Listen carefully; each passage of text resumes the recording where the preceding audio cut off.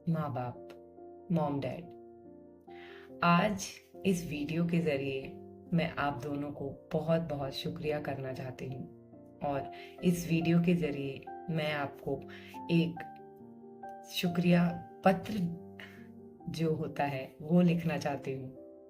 लिख के तो मैं व्यक्त नहीं कर सकती और ना ही आपके सामने कुछ बोल सकती हूँ। इसलिए मैंने सोचा कि मैं एक वीडियो बना के आपको शुक्रिया कह सकूँ।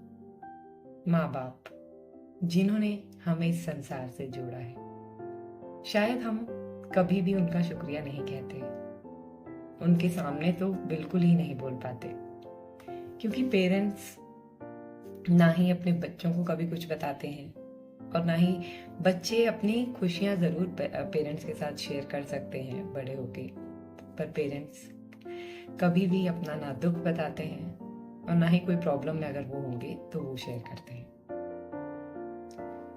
माँ बाप हमारा वो आधार है, वो पहचान है जो हमारे साथ बचपन से जुड़ा हुआ है। और मॉम डैड, इस चीज का एहसास मुझे तब हुआ जब मैं खुद एक माँ बनी। जब मैंने खुद वो दर्द सहा तब मुझे पता चला कि मेरी माँ ने कितने दर्द सहे हैं। उन्होंने 3 बच्चों को जन्म दिया और आज हम एक बच्चे से ही कहते हैं कि नहीं, अब मैं नहीं सह सकती। डैड ने कभी अपने लिए कोई गाड़ी नहीं ली। उन्हें शायद उस टाइम पे इस चीज की उम्मीद भी नहीं थी कि उनके पास कभी गाड़ी होगी या कुछ होगा। उन्होंने कभी कुछ कहा ही नहीं। पूरी उम्र उन्होंने बस साइकिल के सहारे अपने जॉब पे गए, अपनी ड्यूटी पे गए। मैं हमेशा पापा आपको देखती थी जब आप साइकिल पे जाते थे और आज मैं उस चीज का एहसास कर सकती हूँ।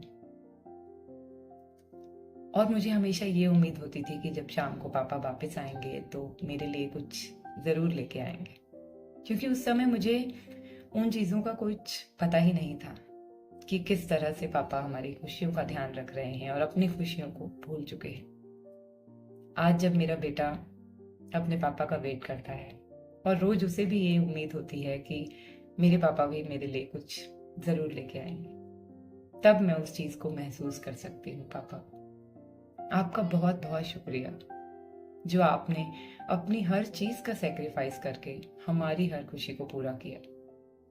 बच्चे उन चीजों को कभी भी नहीं समझ सकते जो पेरेंट्स करते हैं। जब तक आप पेरेंट्स नहीं बनेंगे, जब तक आप उस चीज में नहीं जाएंगे, तब तक आप उनके उन सेक्रीफाइस को नहीं समझ पाएंगे। जब आप बचपन में डांटते थे तो गुस्सा आता था, लगता था कि नहीं, मुझे तो जो चाहिए वो चाहिए और आप क्यों डांट रहे हैं, क्यों हमें बोल रहे हैं, मुझे मेरी मर्जी का क्यों नहीं करने दे रहे हैं। पर आज जब इस दुनिया की पहचान हुई और इस दुनिया के बारे में जाना तो शायद पता चला कि आप हमें क्यों रोकते थे।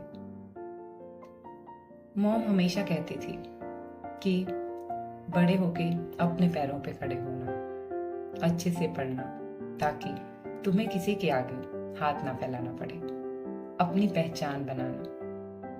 आज उस चीज का एहसास होता है। थैंक्स मॉम डैड जो आपने हमें इस काबिल बनाया। मैं कभी भी अपने पेरेंट्स को सामने से शुक्रिया नहीं कर पाऊंगी शायद, और कभी भी उनके लिए गिफ्ट लेके जाओ तो वो हमेशा बोलते हैं कि नहीं, हमें नहीं चाहिए, हमारे पास सब कुछ है, सारी खुशियां हैं, हमें बस आपकी खुशी चाहिए, आप खुश रहो। जिन पेरेंट्स ने बचपन से लेके आज तक, बड़े तक हमें पता नहीं किन किन कठिनाइयों से गुजर के पढ़ाया है, हमें उस काबिल बनाया है कि हम इस दुनिया में आगे बढ़ सके, इस दुनिया में अपनी पहचान बना सके, उन पेरेंट्स को शायद हम आज भूल ही गए हैं। हमारे पास इतना टाइम भी नहीं होता शायद कि फोन भी नहीं करते, फोन फ्री है, वीडियो कॉल है, बट हम नहीं कर पाते। उस चीज के लिए मैं सॉरी बोलना चाहूंगी मॉम डैड कि अगर कई बार मैं बिजी हूँ और आपसे बात ना कर पाऊं। पर शायद इतना बिजी कोई नहीं होता कि 5 से 10 मिनट भी अपने पेरेंट्स के लिए ना निकाल पाए। जिन पेरेंट्स ने हमारी जिंदगी में शुरू से लेके आज तक, शायद उस चीज की कोई गिनती नहीं है कि उन्होंने हमें क्या क्या दिया, हमें किस किस तरह से पाला, और आज अगर हम उनका रिचार्ज भी करा दें तब भी वो हमें पैसे देते हैं कि नहीं, आपने हमारा रिचार्ज कराया है, ये लो पैसे। तो क्या हमारा इतना भी हक नहीं बनता कि हम अपने पेरेंट्स के लिए थोड़ा सा कुछ कर सकें, जिन्होंने पूरी जिंदगी बिना कुछ पूछे, बिना कुछ कहे हमारे लिए इतना कुछ किया। अभी शहरों में आने के बाद हम अपने पेरेंट्स से थोड़ा दूर हो जाते हैं, पर मैं आप सबसे एक रिक्वेस्ट करूंगी कि अपने पेरेंट्स से मिलें, उनसे बात करें, उनसे डेली बात करें।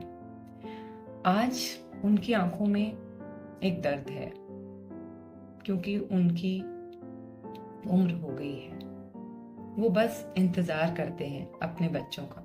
बच्चे चाहे जितने मर्जी बड़े हो जाएं, पेरेंट्स के लिए वो हमेशा बच्चे ही रहते हैं। और ये एहसास तब होता है जब हम खुद पेरेंट्स बनते हैं। इसलिए मैं इस वीडियो के जरिए आप सबसे भी एक रिक्वेस्ट करूंगी कि अपने पेरेंट्स को, अगर आप वीडियो बना के कुछ नहीं कह सकते तो प्लीज उन्हें एक खत लिखें, जैसे कि हम पहले लिखा करते थे। मैं भी अपने पेरेंट्स को एक खत जरूर लिखूंगी ताकि वो मेरी उन फीलिंग्स को समझ सकें, मेरे उन विचारों को समझ सकें जो मैं उनके प्रति रखती हूँ। फिर चाहे वो बेटा हो या बेटी हो, पेरेंट्स के साथ जो लगाव होता है वो पेरेंट्स का ज्यादा होता है और बच्चों का कम, क्योंकि बच्चे अपने आगे के जीवन में इतना व्यस्त हो जाते हैं कि वो अपने पेरेंट्स को भूल से जाते हैं। पहले फिर भी थोड़ा जुड़े रहते थे हम लोग, और पहले हमारे पास रिसोर्सेज भी कम थे, इतना बात भी नहीं हो पाती थी, फोन नहीं होते थे। और आज रिसोर्सेज ज्यादा हैं बट टाइम ही नहीं है। तो प्लीज दोस्तों, थोड़ा सा टाइम निकालें और अपने पेरेंट्स के साथ हमेशा जुड़े रहें, क्योंकि उनकी वो नम आंखें हमेशा हमारा इंतजार करती है, हमेशा हमें ढूंढती है। मॉम डैड, आप दोनों का बहुत बहुत शुक्रिया। और मैं अपने इन लॉज का भी शुक्रिया करना चाहती हूँ, क्योंकि वो भी मेरे माँ बाप हैं। अगर हमारे आगे इन लॉज हैं, अगर आप भी मेरी तरह मैरिड हैं, तो उनकी भी रिस्पेक्ट करें। ठीक है, अगर वो भी हमें डांटते हैं, अगर वो हमारा अच्छा भी नहीं सोचते, अगर आपको ये लगता है तो भी ठीक है, आप अपनी तरफ से उन्हें अपना पेरेंट्स माने, क्योंकि जो पेरेंट्स होते हैं वो सिर्फ प्यार से और विश्वास से आप उनके दिल को जीत सकते हो।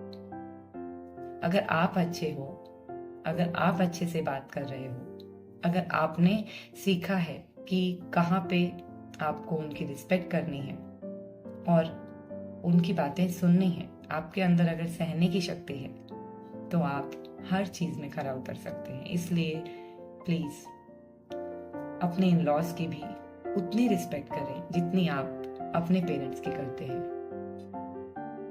उन्हें भी अपना माँ बाप माने, फिर देखिएगा कि आप हमेशा उनकी बेटी बन के रहेंगे। वो कभी भी आपको बहू नहीं मानेंगे, वो हमेशा आपको बेटी मान के रखेंगे।